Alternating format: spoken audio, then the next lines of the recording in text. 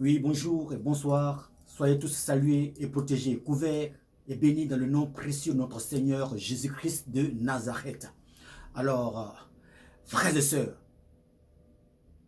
je m'adresse ici, n'est-ce pas, à la famille Kosséré. Sa mère, qui est inconsolable. Son père aussi.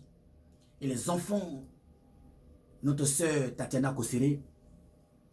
Et que Dieu étende encore sa bonne main sur chacun d'eux. Que Dieu apaise le cœur. Et que Dieu le console et essuie les larmes. Alors donc je viens ici tout simplement pour essayer de trouver des vraies hypothèses. Qui sont des vraies questions qu'il faut se poser. Comme dans la vie, il est important de se poser des vraies questions pour avoir des vraies réponses. Alors donc après avoir fini ici de présenter encore doublement mes condoléances les plus sincères et les plus attristées à la famille Kosséré,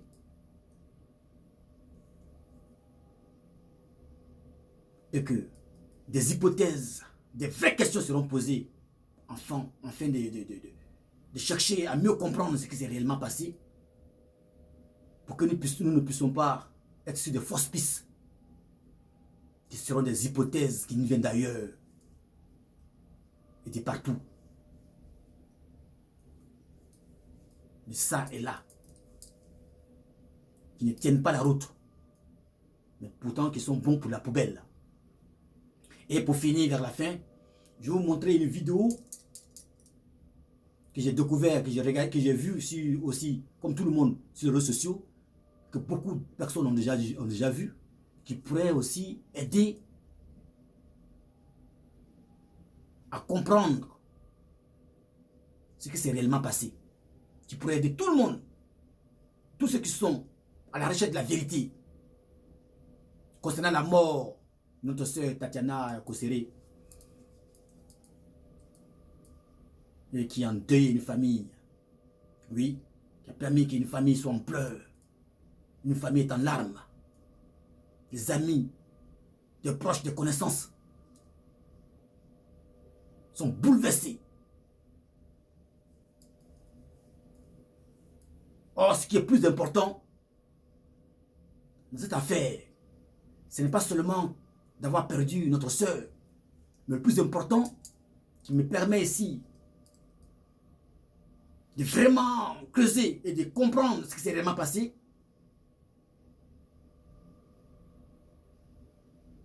c'est de savoir quel est ce serpent démoniaque, mortel, qui est ce venin dangereux, qui se trouve en Côte d'Ivoire, qui sont ceux-là qui apportent la désolation, des grincements des dents, des pleurs et des deuils à des familles en Côte d'Ivoire. C'est ça le plus important. Il faut le démanteler. Il faut l'indexer. Et chercher à neutraliser cela, à le ôter auprès de nous, autour de nous, et voire même plus loin de nous. Voilà le plus important, pour ne plus que ça se répète. Parce que, après Didier Arafat, feu, à l'artiste du coupé décalé, il y a eu pas mal de personnes qui ont été frappées aussi par la mort, qui sont aussi des artistes aussi, des personnes publiques. Et ça ne dit rien à personne. Je vais parler de ceux qui viennent ramener les fraises pour dire oui, machin, ils veulent soutenir un homme public là. Il ne s'agit pas ici de soutenir Pierre ou Paul. Il s'agit de pleurer avec ceux qui pleurent. Et de trouver les mots justes pour que les personnes qui ont mal au cœur d'avoir perdu une personne qui leur est très chère puissent avoir le temps de, au moins,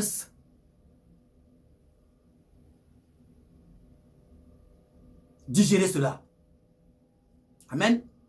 Alors, je demande au Dieu vivant de suivre encore les larmes des parents de notre sœur Tatiana Kosseré qui nous a quittés depuis le 28 mars dernier. Donc, la lumière va commencer à se dessiner parce que Dieu dit qu'il n'y a rien de caché qui doit être découvert. Comme Makosso dit que ouais, qu'il est chrétien, il est pasteur, en temps normal pour mieux comprendre son histoire. Donc le malheur qu'il a frappé, les bonnes manières auraient bien voulu que nous puissions rentrer dans le sens spirituel. Car je vous ai déjà dit que c'est le spirituel qui contrôle toutes choses dans ce monde. Ce que tu n'as pas pensé, ce à quoi tu n'as pas rêvé, ce à quoi pour lequel tu n'as pas prié, ou ce à quoi pour lequel tu n'as pas fait de sacrifices, que ce soit démoniaque ou spirituel ou normal, pour ne pas dire normaux, alors c'est ce que on récolte. C'est ce qui se répercute sur la vie physique et humaine. Ce à quoi on a pensé, prié, qu'on a lutté dans le monde astral, par des sacrifices par-ci par-là. Donc tout ça, c'est la spiritualité. Alors c'est la spiritualité qui contrôle toutes choses sur la terre, ici-bas, des humains, sur le ciel, des êtres vivants. Alors, nous allons nous appuyer, dans un premier temps, c'est la logique. Oui, pour se poser des vraies questions, pour avoir des hypothèses vraies, qui tiennent la route, il faut se poser des vraies questions pour avoir les vraies réponses. Ça, c'est la logique. Après, nous allons aller sur le plan spirituel pour finir, où je vais vous montrer un témoignage qui est relaté par des esprits maléfiques. Les esprits maléfiques ici, je vous explique parce qu'il y a beaucoup de personnes qui ont déjà vu cette vidéo, que je vais vous présenter vers la fin, hein, qui va s'ajouter au témoignage de la fille de Makosso. Pas à celui de Makosso. Hein. Makosso a rendu un témoignage. Ce qui s'est réellement passé parce qu'il était sur le lieu. La fille de Makosso aussi a rendu un témoignage parce qu'elle était sur le lieu aussi. Et la troisième personne qui pouvait apporter notre témoignage, c'est notre soeur Tatiana Kosseré qui n'est plus de ce monde. Paix à son âme. Et que aujourd'hui, s'il était là, elle allait être la troisième personne qui allait s'ajouter sur les trois témoignages. Donc celui de Makosso, sa fille et la victime elle-même. S'il avait échappé à la mort, mais comme Dieu en a décidé autrement, là, on n'a seulement que deux témoignages.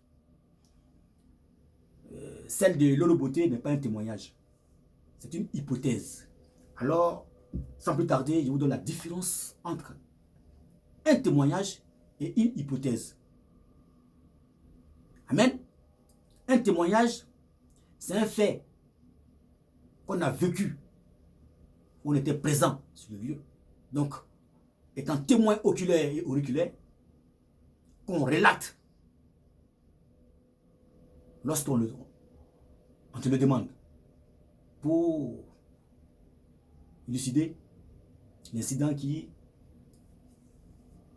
s'est passé ou s'est déroulé. Amen. C'est ça, un témoin oculaire ou un témoignage. Donc c'est celui qui est témoin oculaire, qui était présent sur le lieu, qui rend un témoignage de ce qui s'est passé. Donc là, le témoin que nous connaissons ici, présentement, la Makosso et sa fille. Maintenant, le deuxième volet que je vais vous expliquer, qui fait la différence entre un témoignage, ce sont les hypothèses. Et les hypothèses ici qui correspondent à celle de la sœur de Makosso appelée Lolo Beauté. C'est qu'elle l'a relaté. Cela lui est parvenu. On le lui a dit. On lui a raconté ça. Et elle a peut-être aussi ajouté sa fraise pour pouvoir, voilà, argumenter la chose. Donc, une hypothèse, ce sont des dires d'une personne, soit qu'on a reçu, ou d'une personne même, qui suppose ce qui a dû se passer pour en arriver à un meurtre ou à un drame ou à un problème quelconque. En se disant, il se peut que si c'est comme ça, alors ça veut dire que c'est comme si.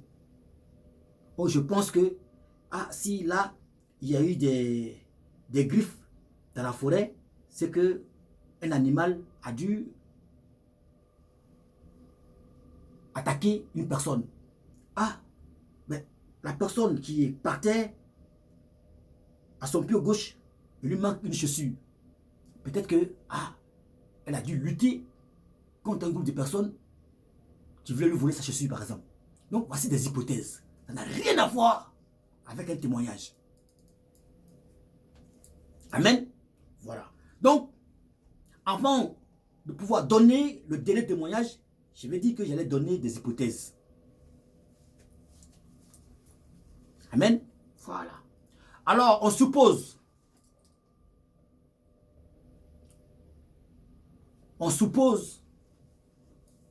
que notre sœur Tatiana, qui a été frappée par la mort, au moment où elle est arrivée au seuil auprès de son mari Makoso, alléluia, Esprit de Dieu, merci. Au moment où elle est arrivée auprès de son mari Makoso, pour venir, n'est-ce pas, éteindre le feu qu'il y avait entre Makoso et sa fille, qui était dans les toilettes ou dans la douche, je ne sais pas où. C'est à ce moment précis-là, à ce moment précis, qu'il y a eu quelque chose que personne n'a encore reçu comme éclaircissement. Je reprends.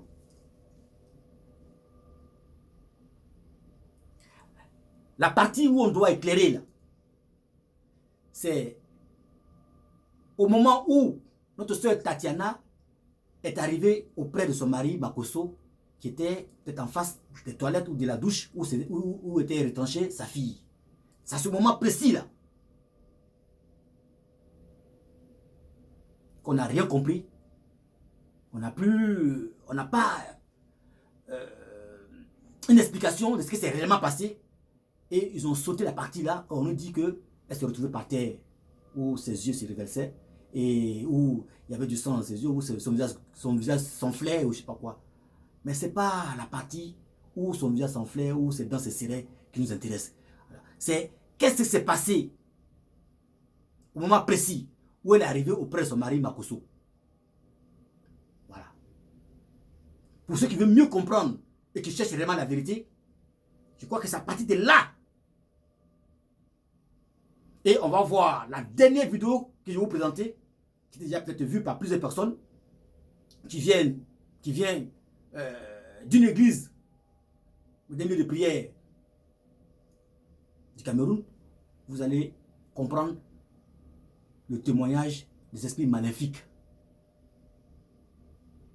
Amen. Alors, donc pour ne pas perdre les fils présentement, je reviens sur ce que je disais tout à l'heure. Nous avons entendu le témoignage de la fille de Makoso. Alors, ça a parti de ce moment précis, là où sa mère est venue au niveau de son mari Makoso, et qu'il y a eu quelque chose qui s'est passé, qu'on ne nous explique pas, mais on nous parle de là où elle s'est coulée, et ses dents ont commencé à se serrer, où son visage commence à se gonfler, où elle commençait à ne plus respirer, tout machin. Voilà. Maintenant, les vraies questions qu'on peut se poser, pour que nous puissions être bien éclairés. Notre soeur Tatiana s'est fait opérer. Où était Makoso? Il n'était pas présent. La preuve en est que quand elle rentrait, il n'était pas là. La preuve en est que quand ce drame s'est produit, Makoso n'était pas présent. C'est la sœur Tatiana Kosere qui l'a appelé au téléphone, d'après les dires de sa fille. Donc ce qui veut dire que Makoso n'était pas présent. Ce qui n'est pas normal. Déjà dans un premier temps. Qu'est-ce qu'il fait? Qu'est-ce qu'il foutait dehors pendant que ta femme vient de subir une opération? Et en plus de cela, Makoso nous fait entendre que sa femme serait morte à l'hôpital. Voici, là encore, une autre version. D'accord? Donc, il y a des témoignages vivants. qui sont des témoignages véridiques et il y a des témoins, et il y a des témoignages qui sont des témoignages mensongers, hein, qui sont des témoignages de mensonges. Voilà. Alors, il y a plusieurs versions. Et ce que nous dit sa sœur Lolo Beauté est encore une autre version. Ça, encore, ce n'est pas un témoignage, mais c'est plutôt ce qu'on appelle très simplement une hypothèse. Ce qui est témoignage, ce sont les personnes qui ont vécu les faits. Donc celui de Makosso et celui de sa fille. Concrètement, on a deux témoignages. Amen. Voilà. Donc, les questions dont je vous parlais tout à l'heure qu'on peut se poser. Pourquoi, quand notre sœur Tatiana, perd son âme, est sortie de l'hôpital, est rentrée chez elle, dépose ses bagages, la mort n'a pas frappé à ce moment-là. Non. Elle a pris le temps de se débarbouiller et tout machin, et allait s'étendre, puisqu'elle avait mal. Les douleurs, comment ça se fait sentir. Elle allait se reposer. La mort n'a pas frappé à ce moment-là. Pourquoi la mort n'a pas frappé à ce moment-là, alors que Dieu pouvait la prendre tranquillement à ce moment précis? Amen. Jusqu'à ce que Dieu permet que Makosso rentre d'abord. Parce que pendant que Makosso n'était pas encore là, il n'y avait pas mort d'homme. Moi, je n'accuse personne, hein, mais je suis en train de donner des hypothèses. Spirituellement parlant, il va falloir que, avant de trouver déjà un témoignage vivant, spirituel, il va falloir qu'on se pose de vraies questions pour avoir de vraies réponses sur le plan naturel. D'accord? Alors donc, avant que Makosso ne rentre chez lui, il n'y avait pas mort d'homme. La sœur Tatiana se portait très bien. Malgré qu'elle avait des petits bobos, des petits mal, des douleurs qui s'en tiraient par-ci, par-là de son corps à cause de l'opération, elle était couchée tranquillement. Elle n'a pas rendu l'âme. On est d'accord? Il poursuit. Lorsque elle s'est levée, pendant que Makosso était en train de se chambailler, en train de gueuler sa fille, qui était retranchée dans la salle de bain ou dans les toilettes, parce que l'atmosphère était très très tendue, ce qui a permis que plutôt la soeur Tatiana, qui avait des douleurs par-ci par-là, par rapport à son opération, dernier, je ne sais pas quoi, on a appris partout qu'elle a pu subir, alors s'élève malgré elle-même. Pendant qu'elle s'est levée, elle se levait, elle n'est pas tombée pour mourir. Je reprends. Pendant qu'elle se levait, dans la douleur, je crois que si la mort devait frapper, c'est à ce moment précis où la douleur te tiraille dans tous les sens. Et tu prends le temps de pouvoir rassembler tes peu de force qui te restaient pour te lever. À ce moment donné, tu peux tomber. Elle n'est pas tombée à ce moment-là. Jusqu'à ce qu'elle arrive jusqu'au seuil auprès de son mari. Vous voyez? Elle n'est pas morte depuis qu'elle est rentrée de l'hôpital. Elle n'est pas morte quand elle était couchée, quand Makosso n'était pas encore rentrée. Elle n'est pas morte quand elle s'est levée. Elle s'est démerdée pour se lever. Avec cette douleur-là, elle n'est pas tombée pour mourir. Jusqu'à ce qu'elle vienne au seuil de son mari Makosso, qui était peut-être en face des toilettes ou de la salle de bain où était sa fille. Amen. Et c'est à ce moment précis-là qu'on nous dit que quand elle a touché son mari, elle s'était écroulée et elle a commencé à avoir des dents qui se serraient et ses yeux qui se reversaient dans tous les sens. Et voilà.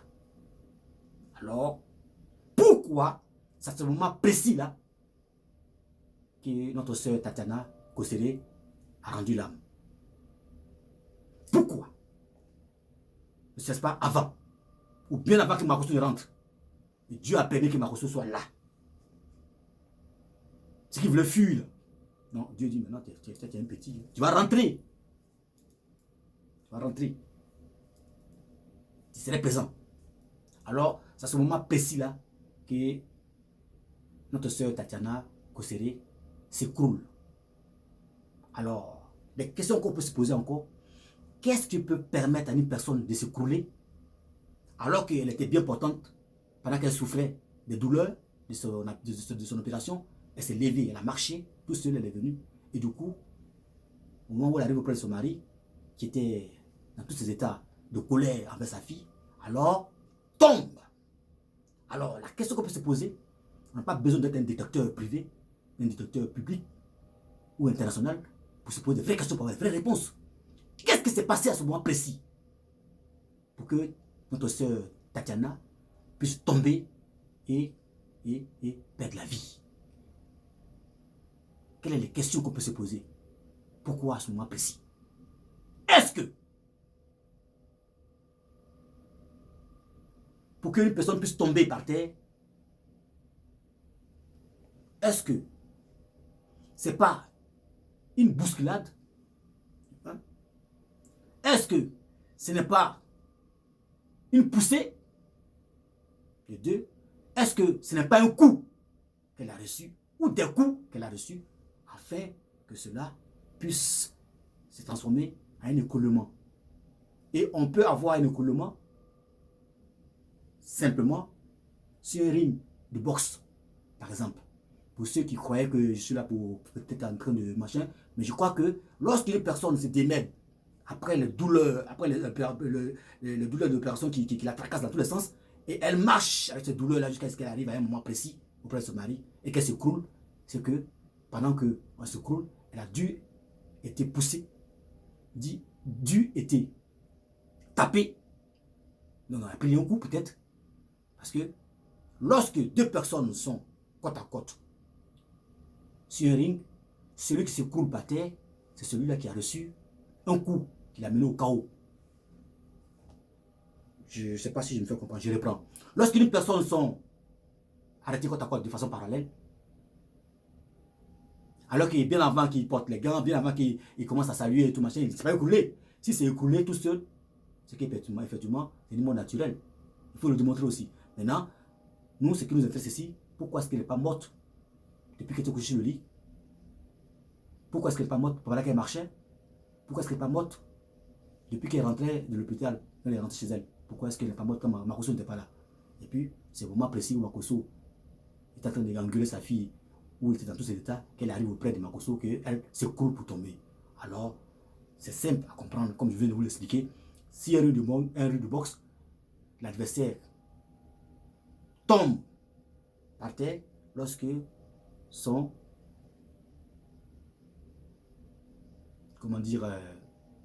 son adversaire a dû apporter un coup fatal, tout simplement, pour qu'il soit au chaos. Voilà. Donc, voici ici des questions qu'on peut se poser, par exemple. Celui qui cherche vraiment la vérité, hein. Voici des vraies questions qu'on peut se poser pour atteindre les thèses et qui seront des lumières sur cette affaire. Voilà. Maintenant, la vidéo que j'ai aperçue sur les réseaux sociaux, qui est relatée et qui est témoignée par des personnes qu'on appelle les esprits maléfiques. Les esprits maléfiques, ce sont des êtres surnaturels, vivants, qui vivent dans ce monde, dans les airs, dont je vous ai toujours parlé dans toutes mes vidéos, depuis le début jusqu'à aujourd'hui. Je vous ai déjà dit que nos ennemis coriaces, ce ne sont pas nos vis-à-vis, nos parents, nos frères, nos voisins, nos proches. Nos ennemis, c'est ce que Dieu dit que nous devons suivre et croire. Dieu dit que nos ennemis coriaces, ce ne sont pas nos vis-à-vis, nos amis, nos prochains, nos voisins et nos connaissances ou nos familles. Mais ce sont des esprits maléfiques, les démons, les principautés de l'air, très méchants qui sont dans les airs. Alors, on va entendre le témoignage de ces esprits maléfiques-là. Et ces esprits maléfiques ne peuvent se manifester sans rentrer dans un corps, sans habiter un corps. Un esprit maléfique ne peut pas se manifester sans qu'il soit dans un corps qu'il a possédé. C'est impossible. Amen. On a bien vu Jésus-Christ de Nazareth. Lorsqu'il partait à l'autre bord de la rive avec ses disciples, donc dans le pays des Gadaléens, lorsqu'ils sont arrivés au bord de la rive, lorsque Jésus est sorti de la barque, il vit au-devant de lui un homme possédé de plusieurs démons, donc des mauvais esprits dans le corps. Mais cet esprit-là, et c'est accouru vers Jésus-Christ quand il a vu Jésus-Christ, et il s'est possédé devant Jésus-Christ, et il a commencé à parler. et à faire des déclarations, des témoignages vivants, en disant, oh Jésus-Christ, Fils de Dieu très haut, qu'y a-t-il encore entre toi et nous? Donc ça veut dire que les démons, les